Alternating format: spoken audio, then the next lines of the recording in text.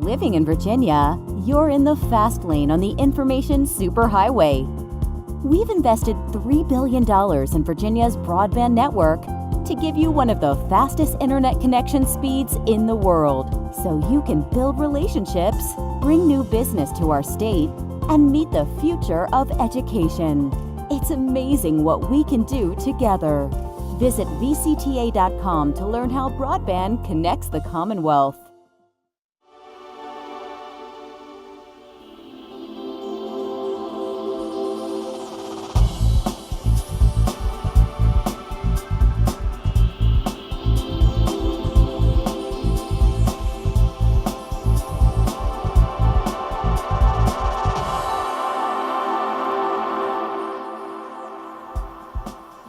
From the General Assembly and the City of Richmond, I'm Woody Evans for Cable Reports, brought to you by the Virginia Cable Telecommunications Association, connecting Virginians to their government.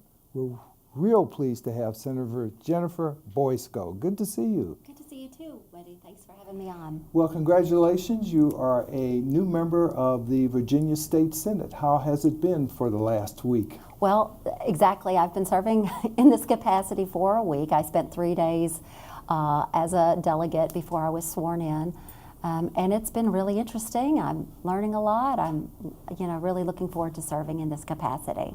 I don't believe you have formally received committee assignments, but I take it there are committee assignments you are very interested in. That's right. So if we look at what Senator Jennifer Wexton, who is now in Congress, her committee assignments would be exactly what I would love to work on: general laws, social service, rehab and social services, and of course transportation is so important to our community. I'd be honored to serve on those committees. So you served in the House for how long? 3 years and 3 days. 3 years and 3 days now. Yeah. What's the difference you have seen so far between the House and the Senate? So the primary thing that I've seen, Woody, is really the collegiality in the Senate is really strong. People listen to one another. It doesn't feel so much as though it's two teams, Democrats versus Republicans. Everybody seems to be working together a little bit better. And it's probably the size makes a big difference. Now, what about your district? When you were in the House of Delegates, I think you had about 80,000 constituents, and now you have about 200,000. That's right. So it's a much larger district. I'm very fortunate that I've worked collaboratively a lot with, I live in Fairfax County, but I've spent a lot of time working collaboratively with Loudoun County, so I'm already very familiar with a lot of the concerns that people in Loudoun County have. Also, Dulles Airport, I had a teeny tiny sliver of Dulles Airport before. Now I'm representing the entire area.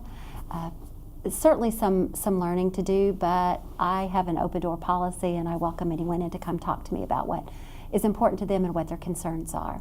Any differences in terms of the issues that affected your constituents as a delegate at 80,000 constituents versus the 200,000 that encompass your district now? A lot of it is the same. Transportation, making sure that, I live in an area where there are lots of toll roads, and that's always been a concern for my constituents, as for me as well. The town of Herndon has specific issues, but the town of Leesburg has very similar issues, so there's a similarity there. It's a diverse and wide-ranging community. Some people living in poverty, some people who are, the tech industry is right there in the middle of it. I feel like I understand the values and the concerns of the people who live in the community and look forward to serving everyone. Now, in terms of the tech industry and economic development, that just reminded me of the Amazon announcement. Yes. That's going to have a huge impact on your district. It is. Amazon World Services is already in my district. It's located in the town of Herndon, so I imagine a lot of collaboration between the two headquarters. We want to make sure that affordable housing is taken care of. I'm excited about the education component, which will invest in higher ed opportunities in Northern Virginia to focus on computer science and other high-tech engineering jobs. And then we want to make sure that the transportation system is funded and is working properly so that people can get to point A from point B without an undue burden. And of course, you mentioned housing, and as I recall, just the announcement that they were going to have a headquarters in Northern Virginia caused housing prices to leap beyond one's imagination. And of course, as you indicate, housing for low-income folks is something that especially Fairfax County is going to have to really take a close look at. It really is. You know, one of the things that I think is if we're looking at the tens of thousands of new jobs that are predicted to come in, that's going to grow our tax base. And so a lot of these concerns, I'm expecting we will have additional funding because there will be new people paying new taxes, helping to pay for some of these infrastructure concerns that we all share. And of course, the money that the state of Virginia had to come up with in order to attract Amazon, I believe is money well spent, because those jobs have to be in place before the Commonwealth gives up any money. That's right. This is not a sweetheart deal. This is really, there are some specific points that they have to reach before they will be able to receive the benefits. So I feel like it was a well executed plan in the interest of the Commonwealth and of the community. Now, we were talking earlier, today is lobby day in the General Assembly. There are a lot of people around talking about various issues. What are some of the issues that your constituents are concerned about that you heard during the campaign? Well, one of the very top issues that was brought to me was concern about gun violence. We've seen these mass shootings around the country, and I'm sure you're aware that the biggest incident of gun violence is self-inflicted suicide. And today it's just kind of an awkward thing, honestly, Woody. On Martin Luther King Day, the day that we celebrate the great contributions made by Martin Luther King, who was murdered with a gun. Today is actually when the folks who advocate for gun rights, they decide to come and share their thoughts with us, sometimes carrying their guns openly, which makes me feel a little bit uncomfortable. I understand the Second Amendment is not going anywhere, but it is an interesting day. Let me just put it that way. The people who are concerned with gun violence prevention are also going to be here talking about their concerns for some common sense efforts, like a universal background check, where we're closing what we call the gun show loophole. Right now, if you went to a gun store and you wanted a gun, you would have to go through a background check. But if you stepped outside and wanted to buy a gun from somebody on the street, you could just go to their glove box and take it without anything. I think everybody should have to go through a background check. The other thing that I think a lot of common sense advocates want to see is what we call a red flag law, which would say that if a person that you're close with is experiencing some sort of a crisis, perhaps depressed and showing signs of suicide tendency, or might be at risk of harming someone else, they could actually go and before a judge or a magistrate and request that a gun be temporarily removed from the premises. As a matter of fact, I think that was a recommendation from a committee that the president appointed. Yeah, and it's happened in states where there's a bipartisan support for it. I mean, these are not outrageous request, and Delegate Rip Sullivan has carried this bill repeatedly. It's, to my knowledge, has not been moved forward over the many years that he's carried it, but this seems like a common sense initiative. In fact, my family, I come from the Deep South in Alabama and Arkansas, and my family I have members who are NRA they're members of the NRA. They actually own guns, they're sportsmen. They feel like these are common sense, reasonable approaches to reducing gun violence as well. And as you indicated, this has become more and more of a problem in our schools. Yeah. How are your local school districts dealing with this issue? They are not pleased with this, and I'm hearing stories of children who are really becoming emotionally traumatized by all of these They have drills now. drills, Yes. yeah, where they have to hide under their desks or figure out if they're going to crawl into the ceiling or covering up the windows. This isn't really, I don't think, in the kids' best interest. I would like us to see a different direction. Now, understand in terms of our teachers, they are confronted with a lot more issues as a They result surely of the are. kinds of external problems that our kids are now bringing to Yeah. the schools, and there's really a lack of resources in that regard. Yeah, so in the House of Delegates, I was very fortunate to be able to serve on the Education Committee, and we were able to delve into a lot of these concerns. One, teachers are really, let's call it, graded on performance of the students passing the multiple choice tests, the SOLs, as really the largest component.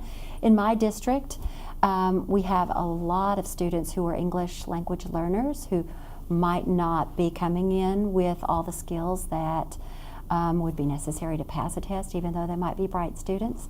And so it really puts a teacher's review at a disadvantage. One thing I think we need to look at reviewing teachers in a different way and assessing our kids in a different way, more project-based learning, more critical thinking and problem solving in the classroom. And then teachers and support staff need to be paid a fair wage. I actually have some teachers in my district who sell donuts on the weekend so that they can pay all their bills. They're selling donuts on the weekend. Yeah, these are full-time professional teachers who are, putting themselves out every single day, working above and beyond to make sure that they're ready for the classroom. But then just to make ends meet, they've got to sell donuts on the weekend. So I know the governor, in the governor's his budget, he's looking to use some of the funds that we have in our revenues to give teachers and support staff a 5% raise. I strongly support that. Now, what about expanding the number of support staff? I understand that we're woefully inadequate in terms of nurses, psychologists, and social workers. And even just guidance counselors. Yeah, we are not, especially in the higher need school districts. That's another issue that I think we need to look at is, instead of looking at an entire school district, there are schools in those school districts that on paper might look like they've got everything that they need. Fairfax County is a perfect one. Some of the schools in my district are 80% free and reduced lunch.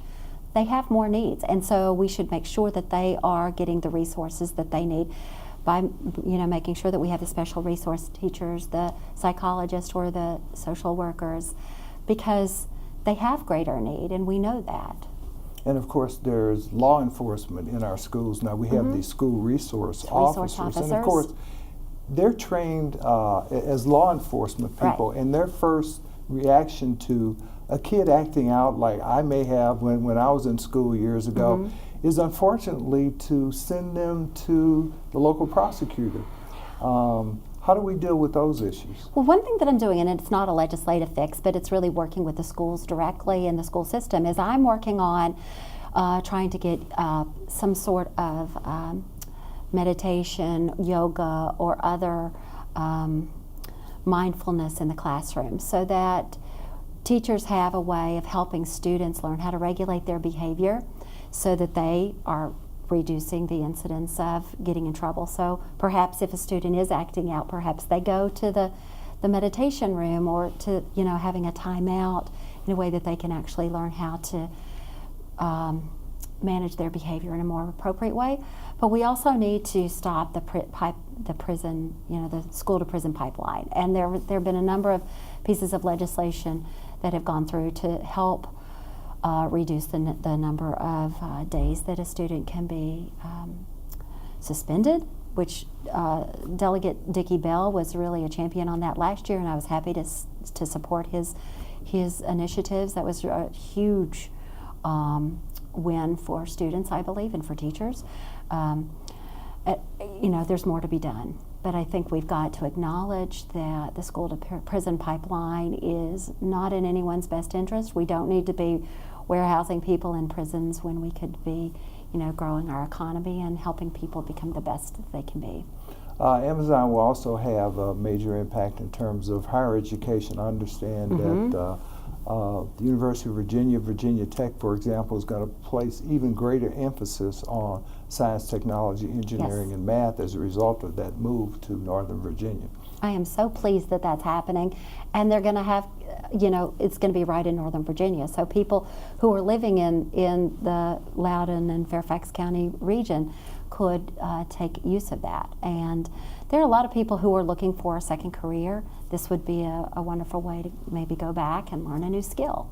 And of course, our community colleges play a great role in that as well. As I recall, a couple of years ago, I believe Governor McAuliffe indicated, for example, that there are a number of cybersecurity jobs available to individuals, youngsters as well as adults who need to be retrained that start at $80,000 a year, for example. Isn't that great? Yeah, so my understanding is that we have about 17,000 jobs that are required, you would need a bachelor's for, that are unfilled, and about 27,000 jobs that would require an associate's degree that are open in Virginia that we have not filled.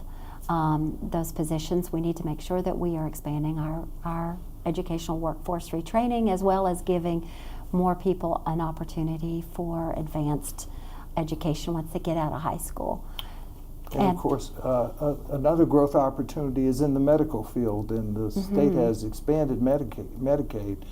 How will that impact your constituents in the state in general? Well, Medicaid expansion, the estimates were, could help up to 400,000 Virginians who currently do not have access to medical care. As of the 1st of January, I think when we came into session, 200,000 people had already applied and were going to be getting services. It's enormous. And so in serving that greater capacity of people, we will need more providers. And again, helps our economy. It helps shore up, our local hospitals, especially those in the rural parts of the state where they really have been struggling. We need to make sure that the compensation rates are adequate so that the professionals who are treating these people are paid appropriately too. And I think that's something that we need to make sure we're on top of. Talk to us a little bit about the Equal Rights Amendment. The Equal Rights Amendment. That I believe passed the Senate already. You know what, Woody? That was my very first real vote. I mean, we taken a few just procedural votes, but that was the first one that I was able to really, that really meant something, and it was amazing. I've been an advocate for women, have focused a lot of my legislation surrounding equality for women and for all Virginians. I'm so proud of it, and that's, again, you asked what people wanted to talk about when I was out campaigning this past year. That was another one of the very top issues that people were interested in seeing. Come, we have the opportunity to be the 38th state to ratify the ERA, and that's what we need to bring it back to Congress and hopefully finish the job and get it in our United States Constitution. Now, how do you think that's going to fare in the House of Delegates? There was an article in the paper this morning that said that David Yancey, who has a seat on the Privileges and Elections Committee, which I used to serve on, plans to speak up on it. I'm very encouraged by that. We've not had a Republican willing to do that in the past. But as you know, Glenn Sturdivant, a Republican, Yes. is the sponsor in the Senate. I think people are listening. Last year we passed Medicaid expansion because everybody in the House was listening to what the voters wanted. That was the highest priority in 2017. This year it's right at the top, and it is an opportunity for a win-win for Democrats and Republicans to both do something that would be good for Virginia and for the United States. Now, there has been some strong opposition to it. Some people argue that it's merely a symbolic vote because the Congress set the year, I think, 1982 as the drop dead date, so to speak, for it. How do you deal with that issue?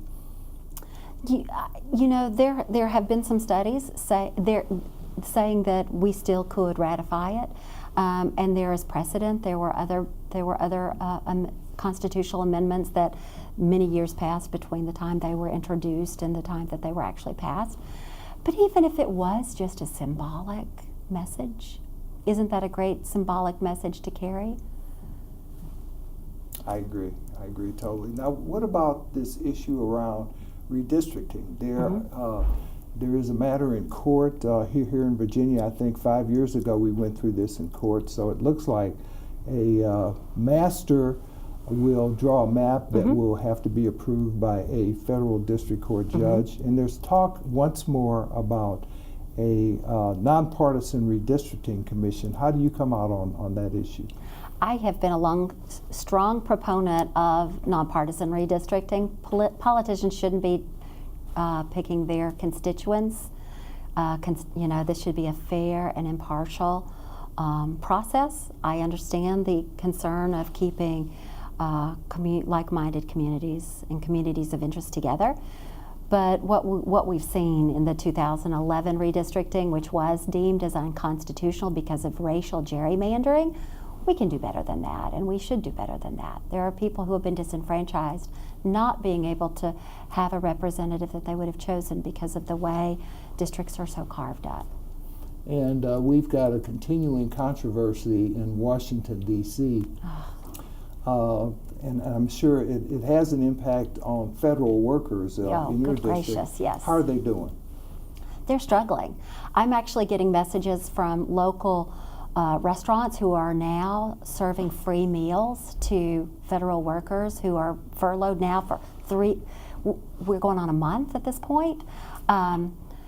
It's ridiculous that the president has decided to hold hostage the good men and women who are working to support the United States government. I'm horrified, honestly, and disgusted that they're being used as political pawns. And whether it's the TSA workers, so if, for instance, if you want to go travel, some airports now they're telling passengers they need to show up 3 hours in advance. 3 hours in advance. Just this morning I was listening to news saying that the federal prison workers, they're not being paid. Can you imagine? You have a job that is extraordinarily stressful and taxing, and then you're not being paid for it for a whole month. So they're starting to take sick leave because they can't handle it. This is not the way you do government. I mean, one of the things that I always try to do is if somebody has a problem with a piece of legislation or a concept that I've got, is I have an open door. We can come in and we can talk about it, we can work it out. I don't try to punish anybody else because I'm not getting my way. That's not what a president is supposed to do. I just find it completely inappropriate. Apparently, he has proposed in exchange for funding of the wall, whatever that means, that there be a temporary reprieve for DACA. And I know you have some legislation at the state level dealing with DACA. Explain to us what DACA is and what your legislation would do. Sure. So the DACA students have a special. DACA students are the students who were babies who were brought here, children who were brought here by their parents from another country who were undocumented. It is not their fault. They had no ability to control that. My bill is to allow anyone in-state tuition who intends to apply for citizenship. So it's outside of the DACA scope, actually. What the president is suggesting is that he could then extend DACA, which allows them, the DACA students, the deferred action of childhood arrivals, to stay a little bit longer. But this isn't something new, and it's not like he's giving anything additional to the status quo of what we've already been experiencing in the United States.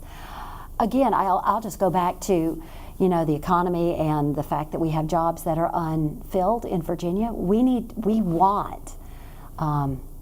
want people to be well educated and to have access to a good paying job so that they can give back to the community, instead of punishing someone who had no ability to choose whether or not they came here or not. And in fact, my legislation just passed out of the Senate committee is going to be going to the full committee, to the full floor in the Senate soon. The Chamber of Commerce supports my bill, as well as houses of work, the communities who are concerned with social justice issues. It's very exciting to see that it's actually moving forward, and I have every hope that it will be successful.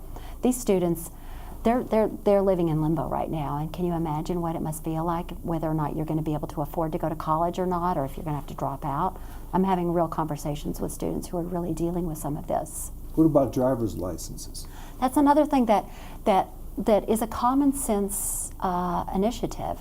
So currently in Virginia, you might even be here under legal presence and not have access to having a driver's license. I don't know if you knew that, but my bill and Senator Scott Serval has long championed this as well, and Rob Bloxham, have all championed this, saying that anybody who can pass the driver's license test, who goes through the process, pays the fee, and gets insurance, could have access to a driver's license. So again, people who need to get to and from work, people who need to take their children to school or back. We want people on the road who are well trained and who know what the rules are, so that when your grandchild or my child are out on the road, they're safe, because everybody knows how to drive a car properly. This would be, my provision is completely self-funding, so that the fee that the applicant would pay to the DMV would completely pay for this program, so that the Commonwealth of Virginia is not out extra money, because it is an expensive thing to expand driver's license to maybe 100,000 more people. But I think it's a common sense, pro-economy initiative that we should be passing. I have a huge immigrant community, and always hearing stories of people who need driver's license. I've been to some community meetings where that's the number one issue for a lot of folks. Got about a minute left. Okay. I want to talk about equal pay for equal work and minimum wage. So today, we expect that the minimum wage bill will be on the Senate floor. It reached out of committee. I've been a long-standing proponent of livable wage in Virginia. I'm optimistic about this. We'll see what happens, though. And equal pay for equal work right now, it's estimated that a woman makes about 80 cents on the dollar to what a man makes. We need to do some specific fixes to help a woman gain ground, so that she's on equal footing with a man. Whether it's being able to ask what salary other people who are doing comparable work have. That's currently not something that everyone has the authority to ask. Making sure that all job opportunities that come up in a company are presented to everyone. Some simple fixes here, and I look forward to seeing what happens with them. Great. Well, thank you for being with us, Senator Jennifer Boysko. Good to see you. Thank you, Woody. I really appreciate your conversation. Thank you for watching Cable Reports, brought to you by the Virginia Cable Telecommunications Association. Until next time, I'm Woody Evans.